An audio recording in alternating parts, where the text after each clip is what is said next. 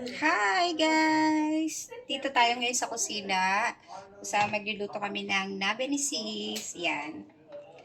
Shabu-shabu. Kung tawagin din po ng iba. Yan. Maraming gulay.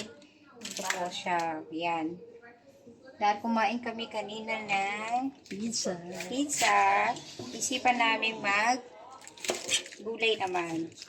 Yan guys. Sobrang daming gulay. Ito po siya. Chicken. Yan. Ito yung chicken. Mauna muna yung chicken. Tapos yung Ang susunod. tapos, ito ang udon ng Japan. Sarap po yan, guys. Yan. Yan po. Ayan po. Ayan. Yan ang sisis. Nagagayat na siya. Yan. Ayoko muna siyang pakita kasi yan. Ganyan-ganyan. Silip-silip lang daw muna. Guys, ayan po ang aming dinner today. Ang masarap na nabe. Yan. Dahil request ko yan. Yan. Meron po tayong tofu. Ano ba sa Pinas to? Tokwa. Hindi, nakalimutan na eh. Tofu, tokwa sa atin. Yan. Puro gulay muna kami ngayon. Yan. Dahil mahilig po ako sa gulay, kaya yan po laging nire-request ko pag gusto ko. At ipinaggagawa niya naman ako. Yan, meron po tayong Extra. yan, yung Chicken. pork.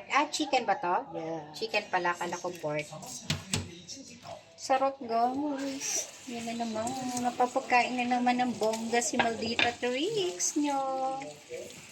Yan. Guys. Tayo. No filter tayo kasi baka mabash tayo. Yan po. Yan guys. Yummy. O yan, anong inuna mo? Chicken. Interviewin po natin siya habang nagluluto.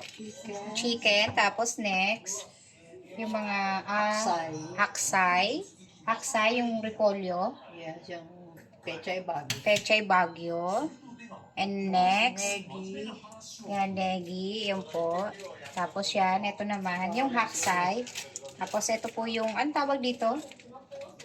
Inoki. Ayun, may nakasulat po. Inoki.